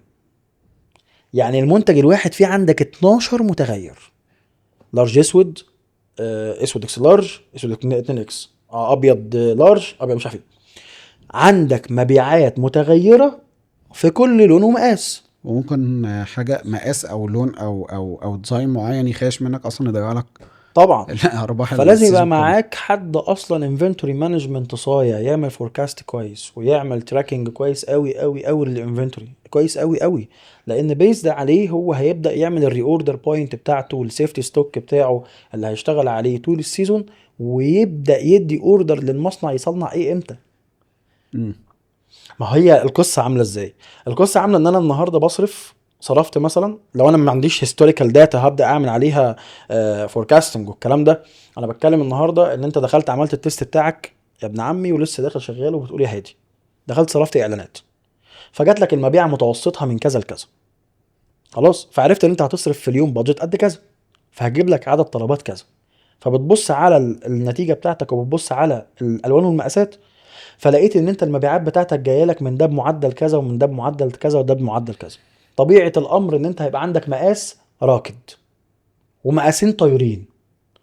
لو رحت للمصنع قلت له اعمل له سيري، اعمل لي سيريا تانية. يعني ايه سيريا؟ يعني اعمل لي 3 مقاسات مع بعض. المقاس الراكد هتلبسه اخر السيزون. لكن احنا بنعمل ايه؟ احنا بنروح للمصنع، والله انا بناء على صرفي اللي انا بصرفه والفوركاست اللي انا عامله والتارجت او الاوبجيكتيف اللي انا عايز اوصل له، انا المفروض هفضل مستمر على هذا المنوال لو الامور ماشيه بشكل طبيعي. فانا هبيع كل يوم من المقاس الفلاني اللي في اللون الفلاني قد كذا، فهروح اطلب من المصنع قد كذا عشان يصفي معايا المقاس الراكز ده. المقاس اللي هو قاعد معايا ده بيتباع منه بس قليل قوي. يعني مثلا يتباع 40% من المقاس ده و40% من المقاس ده و20% من المقاس ده. مم. فانا لما هاجي هطلب بنفس الكميه 40 40 20، او ممكن ما اطلبش في ال20 ده انا خالص. اي حاجه لها سيزون او لها تاريخ صلاحيه، يعني بتبص خلال فتره معينه افكر هدخل فيها. هي ريسك، وهي نو ريسك نو فن، والحاجات اللي ليها تاريخ صلاحيه بيبقى السعر بتاعها عالي، بيتحط كل ده الكلام ده في التسعير. يعني بس هي رساله للعميل ان كل حاجه انت بتدفع ثمنها. يعني كلنا بندفع ثمن الحاجه دي. الهالك انا كعميل بدفع ثمنه، الشحن بدفع ثمنه، الاوبريشن بدفع ثمنه، التاريخ الصلاحيه بدفع ثمنه. كل حاجه محطوطه في التسعير. ده منطقي. فطبيعي انت بتدفع ثمن الكلام ده كله وبتحطه في التسعير. فعلى حسب بقى الحاجه، كل ما الريسك بتاعها يعلى كل ما سعرها هيغلى. ده طبيعه، ده هو ديماند اند سبلاي، هي كده. حلو. طيب لاي صاحب بيزنس، ايه اكتر المشاكل اللي بتحصل في البيزنس انت بتشوفها وانت قاعد كده على المسرح او بتتفرج على المسرح؟ ايه اكتر المشاكل اللي انت بتشوفها او اكتر حاجات اللي بتعمل خسائر صاحب البيزنس في الغالب ما بياخدش باله منها؟ هي باترنز. يعني احمد امبارح معايا كنا مع بعض، يقول لك اللي مالوش باترن يشتري له باترن. مم. انت في باترنز عندك في البيزنس لو موجوده فهتلبس. مفيش حسابات، مم. هتلبس. حلو. حتى لو في فلوس في الخزنه هتلبس. ما في فلوس في الخزنه دي كسبانه ولا خسرانه؟ بتاعت مين؟ فين؟ بتاع ايه؟ الكام بكام؟ مش عارف مم. حاجه. فهتلبس. الاقسام عندك مش واصله ببعضيها، هتلبس. المنتج اللي انت جايبه مش عارف جودته عاليه ولا لا، ومفيش حد كواليتي كنترول، هتلبس. حلو. لو ما عندكش كنترول اصلا على البيزنس بتاعك هتلبس. فكنترول دي معناها ان انا لما اجي ابني بيزنس انا عارف ايه اقسامه وهيشتغلوا مع بعض ازاي، والمنتج ده مواصفاته ايه وهيجيلي ازاي، ولو ما جاليش هعمل ايه. ويبقى عندك اف كونديشن. عارف انت اف كونديشن كنا بناخدها في الانجليزي؟ مم. هي نفس الحكايه في البيزنس. انت النهارده من ضمن الحاجات المشكله ان حد داخل بيزنس جديد فهو اول مشكله تحصل عنده يستك. مش عارف يعمل ايه. انت اصلا صباح الخير بتدخل البيزنس ده وبتقول ايه يعني يا رب تمشي عدله، لان هي الطبيعي ان هي تمشي فيها مشاكل، حلو. طبيعه الامر. فانت لازم تكون مرن بشكل يخليك لو حصل كذا اعمل كذا، لو حصل كذا اعمل كذا، ويبقى عندي لكل حاله اكتر من سيناريو. ده هيجي معاك بحاجتين، هيجي معاك بخبره تعامل، بتقابل مشاكل فبتتعلم منها، بتقابل مشاكل تتعلم منها، فبيبقى احسن عندك تراكم خبره. والحاجه التانية ان انت بتروح لحد خبره تتعلم منه. مم. فلازم تعمل الاثنين. تمام. لكن الفكره كلها ان انت كصاحب بيزنس لو ما عندكش كنترول على البيزنس بتاعك وفاهم البيزنس بتاعك اصلا رايح فين وجاي منين، ما انت هتلبس. طيب ايه اكتر منتج جه تخزن عندك وانت من وجهة نظرك قلت اللي عمل المنتج ده صايع او هو بيغذي نيد مظبوطة؟ اولموست اغلب المنتجات زي الفاشن كلها مثلا لا، ما احنا عايزين حاجة صايعة. بص هو انا ببقى شايف ان هو مش حكايه صايع، هو هي علم. مم. يعني الفكره كلها انت جبت المنتج بناء على ايه؟ هو البرودكت ده بيتعمل بناء على ايه؟ لا، ما في ناس بتبقى داخلة في البيزنس، انا اسف يعني.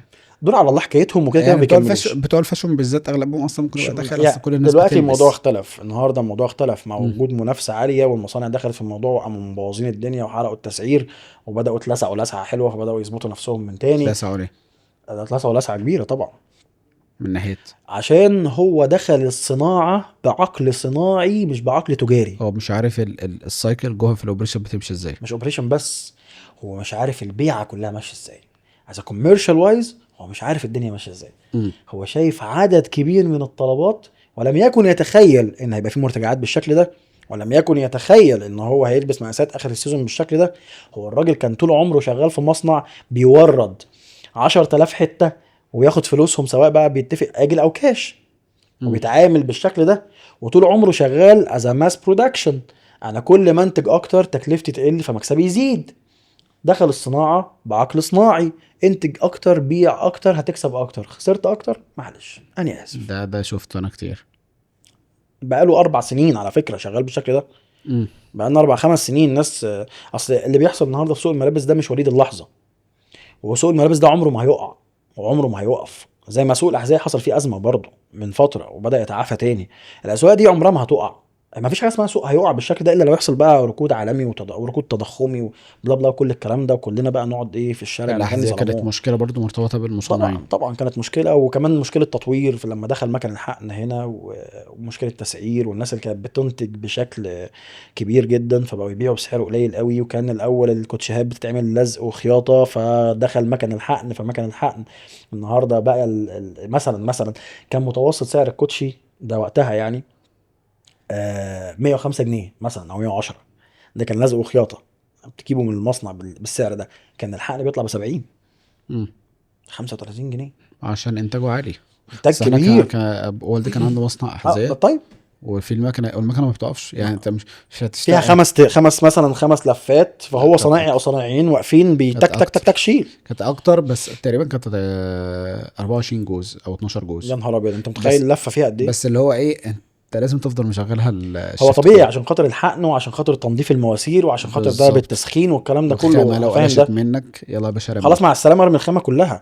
وعشان تشيل لون وتحط لون تاني لازم تعمل دوره تنظيف كانت وهدر كتير يعني. اوبريشن صعب. لكن كان بينتج النهارده الصناعي كانت الطاقه الانتاجيه بتاعته كام لا، جزء في ما اليوم؟ هو برضه جه في المصنع انتج كتير بس مع تصريف قليل. هو ده.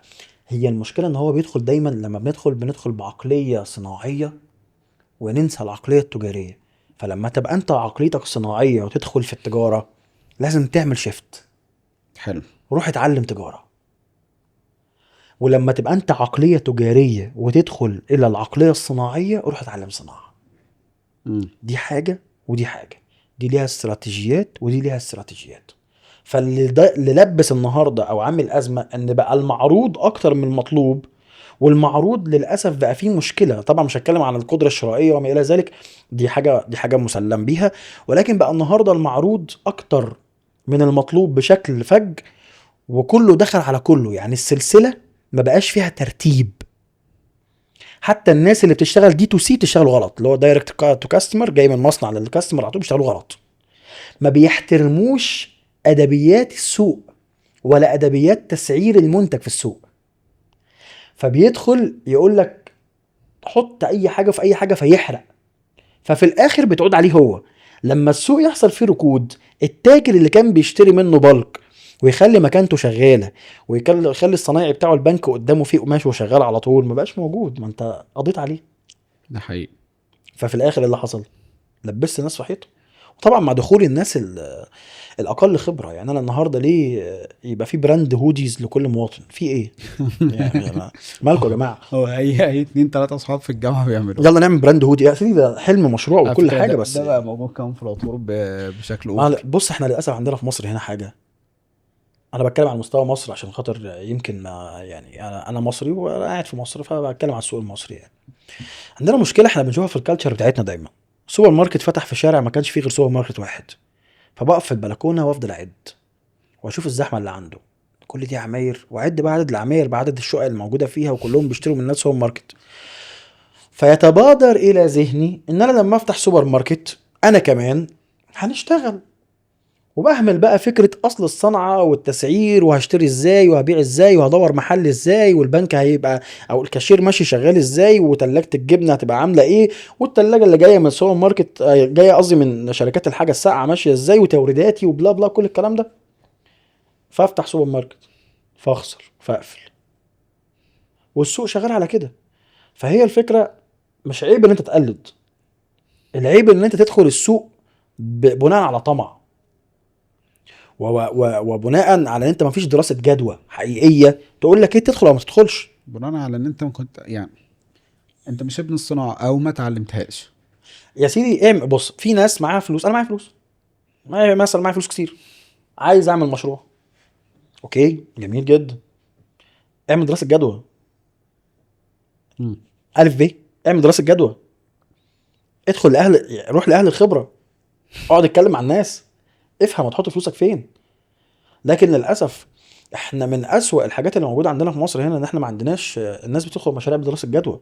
صباح الخير بالحب كده، ايه ده انا شايف عدد زي عارف انت المدرسين في السناتر، ده عنده 1000 طالب في 100 جنيه، الله اكبر، 100,000 جنيه في اليوم، ايه يا ولاد اللعيبه، ده انا افتح سنتر بكره. يا ابني لا مش والله ما كده، في بروسيس تانية. فاعمل دراسه جدوى لوجه الله، اعمل دراسه جدوى، حافظ على فلوسك، عشان هتدخل الصناعه هتخسر فلوسك وتبوظ الدنيا عشان هتحرق سعر ومش عارف الدنيا شغاله ازاي. فالوعي الجمعي للناس في الصناعه دي هتقول ان الصناعه دي مليانه ناس هواه وناس تعبانين وناس بتعمل حاجات غلط. فبالتالي انت ضريت نفسك وضريت غيرك وضريت الناس اللي موجوده وكانت شغاله في حالها وبتكسب وربنا كريمها والدايره شغاله، دخلت نغص عليهم عيشتهم. ما ايه طب ايه يا جماعه مش كده. حلو. طيب ايه اكتر مشكله اصحاب البيزنس بيلوموا عليها الفولفيلمنت سنتر وهي اصلا مشكلتهم؟ نسبه التسليمات، يعني نعم عايز ايه طيب، ما يعني انا عندي مثلا، انا بتسال سؤال دايما لما بيدخل لي عميل بيسالوا الشباب، عندي سؤال، هو نسبه التسليمات عندكم كام؟ يعني ايه، يعني ايه، يعني ايه السؤال ده؟ انا فولفيلمنت سنتر، هو عنده مشكله ان الناس زي ما قلت لك مش فاهمين الفرق ما بين الفولفيلمنت وشركه الشحن، دي كارثه دي. مم. طيب انا فولفيلمنت سنتر عندي انواع كتير من المنتجات، فعندي منتجات تسليماتها فوق ال 90% وعندي منتجات تحت تسليماتها تحت ال 50%، فانا على اي اساس هديك نسب تسليمات؟ مم. فهي ما بتحسبش كده، يعني زي ما بتحسبش كده يا صاحبي، على مش حسب كده يعني. الصناعه وعلى حسب صناعه زي ما قلنا، الصناعه، المنتج كواليتي البراندنج. بتاعه عامله ازاي، الماركتنج بتاعك عامل ازاي، كواليفيكيشن بتاع الليد عامل ازاي، انت رايح فين وبتعمل ايه. حلو جدا. طيب بصفتك راجل بتاع اوبريشن او بتاع فولفيلمنت او بتاع لوجيستيك، ايه اكتر نصيحة تنصح بيها اي حد بيعمل بيزنس دلوقتي؟ اكتر نصيحه ان انت يعني ارجوك تأنى قبل ما تعمل اي خطوه في الوقت الحالي بالذات، تأنى جدا. المظاهر خداعه بشكل لا يوصف، بشكل لا يوصف. ما تخليش الطمع يسوقك، يعني تأنى واصبر، اصبر في كل حاجه. احنا في وقت دلوقتي حرفيا اللي هيعدي من التوقيت اللي احنا موجودين فيه ده بسلام، لو العالم يعني كمل ان شاء الله ما انتهاش، اللي هيعدي في السوق وهيكمل الحقبه الزمنيه دي وربنا يريد له ان هو يكمل، فهو هيبقى ليه شأن كبير جدا. مم. لان التغيرات على مستوى الاقتصاد العالمي او الاقتصاد في البلد هنا عنيفة، مم. عنيفة جدا. انت شايف ان السوق بيتفلتر دلوقتي؟ طبعا بيتفلتر وبيتغربل وبيتهز وفي عندنا زلزال. شايف في براندات كتير بتوع ولا لا؟ اه طبعا للاسف. هل في براند انت كنت شايفه كويس وقع؟ اولموست لا، امم لان في باترنز زي ما قلت لك، يعني بيبقى في باترنز، يعني فالباترن دي بتقول يعني في الغالب اللي انت شايفهم وقعوا والناس دخلوا كان الشغلانه لازم مش يقعوا. مش بتاعتهم هو كان لازم يقع، هو بعيدا حتى لو دخل الشغلانه بتاعته، بس هو كان لازم يقع. خلي ليه؟ بالك انا ممكن ابقى ابن صنعه بس مش عارف ادير الصنعه. يعني انت في شايف ان فرق. السبب الوقوع هي الاداره؟ طبعا من الاسباب الرئيسيه اداره راس المال، اداره الموارد عامه، اداره البراند. ده طبيعي جدا. حلو. طيب تنصح اي حد لسه هيفكر في البيزنس بتاعه، مثلا انا هدخل باكس سي مثلا 100,000 جنيه، ينفست قد ايه منهم في الجزء بتاع الفولفيلمنت؟ بص خلينا اقول لك على حاجه. هو النهارده انت الفولفيلمنت ما تدفعش ليه باكج، ما تدفعش ليه فلوس مقدما. انت الفولفيلمنت بتدفع على اللي تم بالفعل، اللي اشتغلته بالفعل. امم فانا مثلا عندي، هنتكلم عليا انا مثلا، انا بحسب بالاوردر، فالاوردر خرج بالفعل. ما بتحسبش تخزين؟ على حسب نوع التسعير. انا عندي ستاتيك ودايناميك، فانت بتختار. حتى لو سعر التخزين، فهو سعر التخزين اولموست هيبقى اقل من اللي انت هتدفعه في مخزن لنفسك. طيب هنا بقى اخر سؤال في لقطة، امتى تقول لحد اعمل مخزنك وامتى تقول لحد روح فولفيلمنت حسب سنتر؟ الاكسبيرينس بتاعته، هو عنده قدرة على ادارة البيزنس بتاعه from A to Z ولا لا. ماشي، هو ممكن يتعلم. هتتعلم فلوس كتير. عندك استعداد، يلا بينا. ما عندكش استعداد، يبقى ما تعملش ده دلوقتي. على حسب الوقت والكفاءة المالية. طبعا انا دايما بيبقى عندي حاجه اسمها الترينجل اوف سكسس: فلوس، وقت، مجهود. حلو جدا. معاك ايه فيهم؟ انت وحظك، واحد بيبدأ ب 10,000 جنيه. معاك فلوس، هتسيف مجهود وهتسيف وقت، هتحفظ ده وده. حلو. خلاص، لو انت معاك فلوس. معاك مجهود ومعاكش فلوس، فهتصرف وقت ومجهود. مم. هي كل حاجه بتستعيد حاجه. معاك فلوس هتشتري خبره، فهتقتصر عندك وقت ومجهود. حلو. معيش فلوس، فانت غصب عنك هتاخد ليرنينج كيرف من الاول، فهتصرف مجهود وهتصرف وقت. هو مثلث، مش هنعمل ايه. طيب في رأيك بقى، بما انك في حكاية الشغل دي من وانت صغير وكده، البيزنس التقليدي اللي على الارض اسهل اه ولا الاي والله دلوقتي كوميرس؟ دلوقتي بقى اسهل والله يعني. ومين يجيب فلوس اكتر؟ لا، ما انت ورزقك بقى، وعلى حسب البيزنس ونوعه والبرودكت اللي بتبيعه وبتشتغل عليه والكلام ده كله. بس النهارده تعالى شوف الاي كوميرس، على فكره بيحتاج من مصاريف جباره. هو حرق رهيب. صعب، ومع المنافسه لا، الاي كوميرس بيصرف كتير قوي. مم. بقى يصرف كتير. انت الاول كنا بنقول ان انت موجود على الارض، فبتبقى محدود بالمكان وكل الكلام ده، وما بتعرفش توصل لناس كتير، فبنعمل دعايه على الكوبري وبنعمل دعايه مش عارف ايه واليوفط الاعلانيه وبتاع. لكن السوشيال ميديا بتوصلك اسرع وبتوصلك اكتر وبتاع. لكن النهارده انت عشان تفتح اي كوميرس ستور، فانت بقت التكلفه يعني تعتبر والله الى حد ما قريبه جدا من التكلفه اللي تفتح بيها مشروع في الارض. مم. ما هو انت عايز ويب سايت وعايز موظفين، والموظفين بتوع الاي كوميرس اغلى من موظفين البائعين الارض ده حقيقي. كتير. انت عايز تجيب ميديا باير، حد يكون اكسبرت، فهتلاقي بقى بتوع الميديا باير بيعملوا ايه، بياخدوا كام، وبياخد برسنتج قد ايه، والكي بي ايز بتاعتهم عامله ازاي. وعشان تشتغل فانت عايز حد عايز كرييتيف تيم، وعايز يكون معاك حد ماركتير عشان يدي دايركشن، او ماركتنج يا عم انا مانجر. راح اشتغل في ايجنسي بتاخد 10,000 جنيه. يعني ما هتاخد ايه؟ يعني اصل بص، 7 في الشهر. يعني عقلانيا كده انت هتعمل ايه؟ يعني هتقول لي الاي اي موجود، ما هو انت لازم تبقى اكسبرت عشان خاطر تعرف تطلع عايز ريزلت اقول لك كويسه. للاسف لسه في كونسبت، ولسه في ناس بتفكر في فكره انا بروح ادفع لايجنسي مثلا 15 20,000 وهتديني مش عارف 12 بوست في ما هو يا الشهر. جماعه يعني بص، يعني منطقيا كده، معلش احنا النهارده منطقي. عشان كده بقول لك الاي كوميرس لسه ما دخلش مصر، احنا لسه بنقول يا هادي. واحنا على فكره سوق مش صغير، احنا سوق قوي. احنا بنتكلم في طبعا. 120 مليون حد. ورغم اي حاجه، ورغم ان في انخفاض الى حد ما في القدره الشرائيه، لكن الى حد ما لسه النهارده السوق بيقول، والسوق موجود، واحنا سوق استهلاكي وسوق قوي وفي فرص متاحه وبتاع. لكن الاي كوميرس لسه ما بداش في مصر. فالنهارده لما حد يجي يقول لك انا هروح لايجنسي عشان ادفع لها 20000 جنيه عشان تعمل مش عارف ايه، وتبقى شايف ان انت هتاخد ريزلت عاليه، زي بالظبط اللي بيروح يشتري ايفون ب 10000 جنيه. مم. هو في ايفون 17 ب 10000؟ فلما يجي لك بتاع صيني ما تقعدش تتنصب عليا، لا ما يعني انت يعني انت مغفل. انت مغفل، انا اسف. حضرتك مغفل. ف هو يعني بالعقل. هو لازم الناس تعرف ان كل حاجه كل حاجه ليها ثمن يا جماعه، بالظبط. كل حاجه ليها ثمن. اي بيزنس ليه تمن، اي نجاح ليه تمن، اي برودكت ليه تمن، اي بروسيس ليها تمن. وعلى قد ما انت عايز بيزنس يكون قوي او ناجح، على قد ما محتاج ان انت تدفع وقت ومجهود وضغط. بص بقى في شهوه، مم. ربنا يعافينا يعني، وربنا يجعلنا من الصادقين. بقى في شهوه عند الناس، انا انتر برونور. انا رائد اعمال. انا سيو. اه ومفهوم الناس عن النجاح اصلا، مش هتكلم بقى فلاح ونجاح، لا انا مفهوم الناس عن النجاح حاليا مفهوم مادي مغلوط. انت ممكن تكون ناجح وانت موظف، ده حقيقي. وممكن تكون ناجح وانت صاحب عمل، لان النجاح معاييره ما بيحددهاش الناس، بيحددها اهدافك. انت عايز تنجح في ايه؟ انا عايز انجح ان اكون عايش حياة مستقرة، حياتي المستقرة ومستوى المادي بتاعي اللي انا بطمح ليه 1 2 3، انا وصلت له وانا موظف، مبروك انت نجحت. انت اللي بتحدد المعيار ده، لان انت اللي حاطط الاوبجكتيفز بتاعتك او اهدافك، فمبروك انت نجحت وانت موظف. في حد تاني حاطط اهداف مختلفة.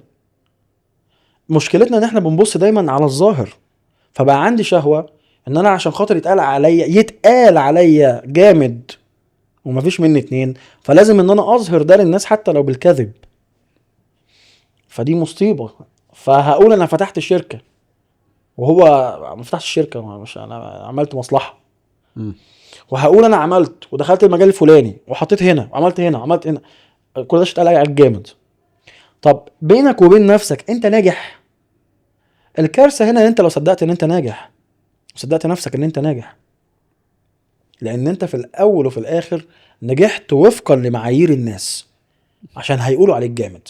لكن على ارض الواقع، هل انت حققت ايا من اهدافك اللي انت حطيتها لنفسك بشكل مظبوط وشكل سليم؟ طبعا احنا افترض ان احنا كلنا شغالين بشكل شرعي حلال، مم. شرعي وقانوني، لكن لا، انت ما عملش ده.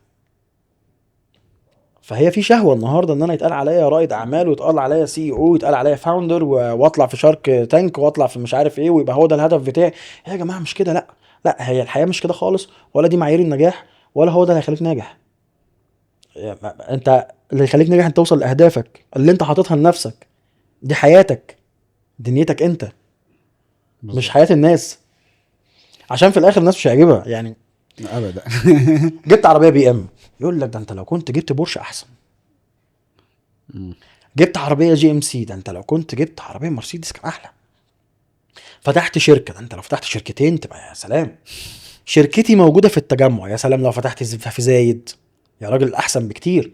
جبت عربيه بمليون، يا جدع ده فلان جابها ب2. انت عمرك ما يعني، احنا هنفضل نلهث ورا الماده ده حقيقي. فقط لا غير. طب فين بقى كونسبت الرضا والامتنان لله سبحانه وتعالى، وشكر ربنا سبحانه وتعالى على النعمه والسعي والاجتهاد، وان انا ابقى نفسي، ما بقاش امعه، احسن ان احسن الناس واسيء ان اساء الناس. فانا فين الكونسبت بتاعي ده؟ ده حقيقي. فين ان انا يبقى عندي شخصيتي؟ يا جماعه كون انت. يعني كون انت.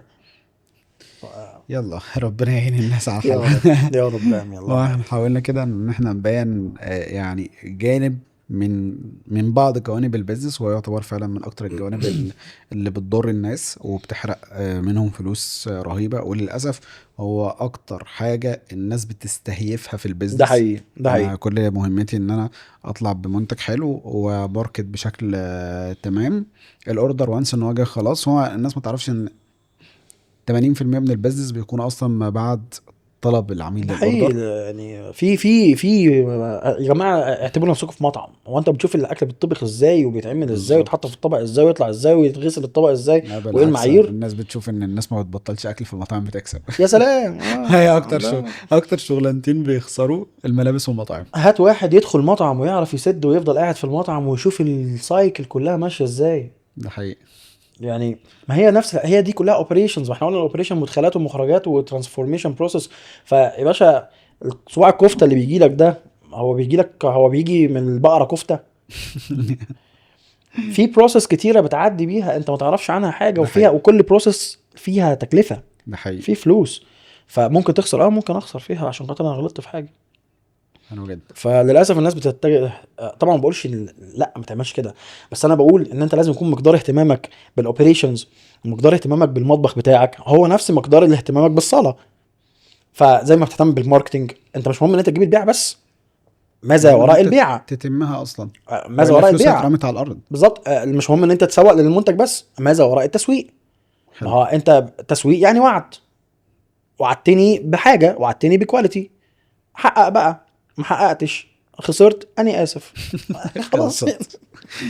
ربنا يعين الناس. يا رب. بس فيعني نتمنى الناس فعلا تقدر اهميه الجزء بتاع الفولفيلمنت، وتقدر اهميه ان هو لازم يبقى معاه، سواء بقى يشتغل مع نفسه فيبقى جايب كفاءات، او يشتغل بره فيحسن اختيار الشركه اللي هتشتغل له، ويحاول ان هو يقدم حاجه تليق فعلا بالبيزنس بتاعه. وزي ما بدأ، فالطبيعي ان هو يحط بادجت عشان المنتج، والطبيعي ان هو يحط بادجت عشان الماركتنج، فالطبيعي ان هو يحط بادجت عشان الفولفيلمنت. ويحاول، ولازم يعرف ان اصلا الارقام اللي بتطلع من الفولفيلمنت، الكونفirmation ريت والدليفري ريت والكلام ده كله، هي اساس اصلا تقييم البيزنس. الارقام بتاعت الماركتنج مهمه، والرؤاز مهم، والكاك مهم، والسي بي اي والحاجات دي، كل ده مهم، بس برضو الدليفري ريت مهم، والكونفirmation ار ريت او مهم. اي. كل حاجه. ار او اي يعني ار او اي، ريتيرن اون انفستمنت. يا جماعه فلوس، احنا اه. شغالين، هكسب كام؟ مش بعت بكام، بعت كسبت، لا ايه. ده حقيقي. وسبحان الله ممكن حد يبيع ويبيع كويس ويخسر. ويخسر برضه ده ليه؟ حقيقي. عنده خلل في تسعير، عنده خلل في الشراء، لا، عنده عنده خلل في خلل في تشغيل. السايكل بتاع الاوبريشن ممكن جدا، والفولفيلمنت. يا نهار ابيض جدا. فده يعني ياما شفنا ناس الداشبورد بتاعتها بملايين، وشهرين ثلاثة مش يا كده بقول باشا طالع مديون. المظاهر خداعه يا جماعه. ده ما حقيقي. تصدقش كيس ستادي ده يطلع يقول حقيقي. لك انا بايع ب 10 بعنا 15 مليون. 10 مليون، 20 مليون جنيه، آه، 15، في ايه يا عم؟ العملاء استلموا بكام، سلمت كام، صرفت انا كام. والله دي والله نقطة كان مهمة. في كيس قدامي، عشان دي حاجه اقولها، كان في كيس قدامي لحد صارف مبلغ قليل في الاعلانات وعامل مبيعات كبيره جدا، واحنا اللي كنا بنعمل الاوبريشن، وعارف ان هو خسران ومخيش، وكان طالع الميديا باير طالع عاملها كيس ستادي. الميديا بار بالنسبة له داشبورد.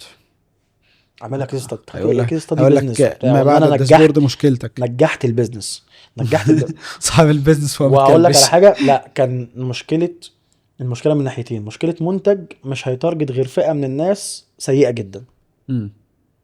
فهو راح قام رامي الاعلان على تيك توك، وقام متارجت ناس فعلا تحت الارض، فنسب تسليمات والله 10 و20%. يا نهار ابيض.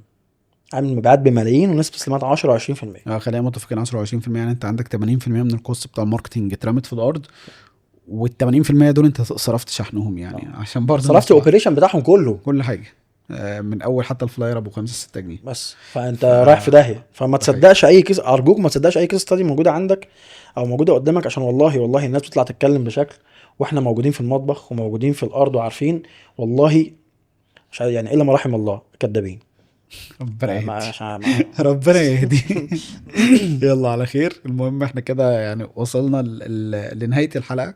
نتمنى الناس تبقى خدت بالها بس من الجزء ده، وان شاء الله نحاول ان احنا الجزء اصلا بتاع الاوبريشن والفولفيلمنت يعني ان شاء الله هنتيح له حلقات تانية. وغير كده كمان باذن الله، يعني احنا غفلنا كريم كده في كام فيديو هننزلهم برضو ككورس على اليوتيوب ان شاء الله قريب، فتحاولوا ان انتوا تستفيدوا بيه. باذن الله. فنشوفكم على خير باذن الله في حلقة جديدة. مع السلامة.